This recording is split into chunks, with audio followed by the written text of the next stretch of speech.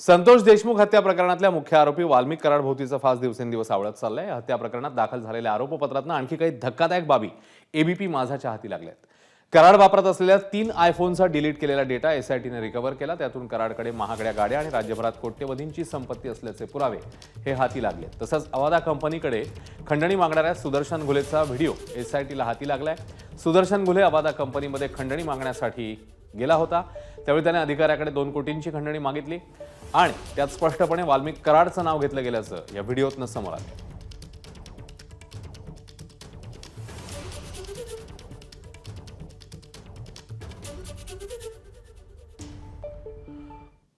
तर कराड विरोधात नेमके कोणकोणते पुरावे आता समोर येत आहेत आपण एक नजर टाकूया।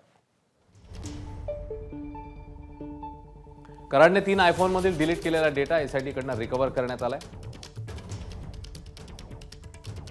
एका व्हिडिओत आरोपी सुदर्शन घुले अवादा कंपनीकडे खंडणी मागताना चित्रित झालाय। तर 2 कोटींची खंडणी मागताना घुलेने कराडचं नाव घेतल्याचंही चित्रित झालेलं आहे। कराडने 25 ऑगस्ट ते 7 जानेवारी पर्यंतचा डिलीट केलेला डेटा हा रिकव्हर करण्यात आला। याशिवाय आयफोन 15 प्रो आणि 2 आयफोन 13 प्रो मधील डेटा हा रिकव्हर करण्यात आला।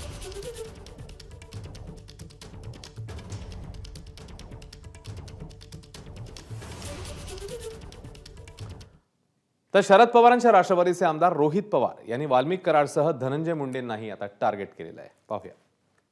वाल्मिक कराडची प्रॉपर्टी अंदाजे 1,500 कोटीच्या आसपास आहे।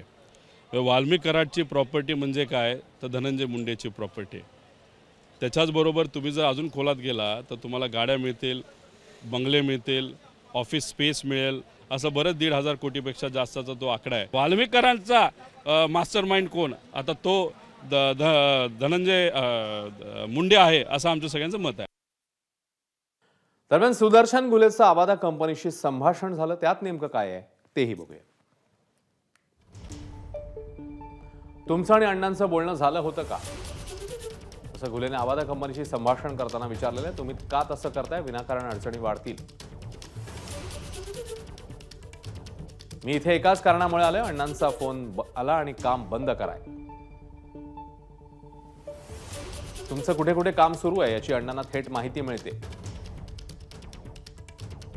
अण्णांनी ठेवलेली डिमांड लवकरात लवकर कशी पूर्ण करता येईल याकडे लक्ष द्या। अण्णांची डिमांड पूर्ण केल्यावर तुमचे सगळे प्रॉब्लेम सॉल्व्ह होतील।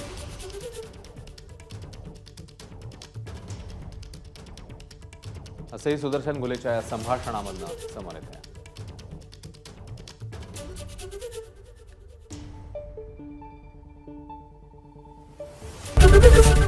एबीपी माझा, उघडा डोळे बघा नीट।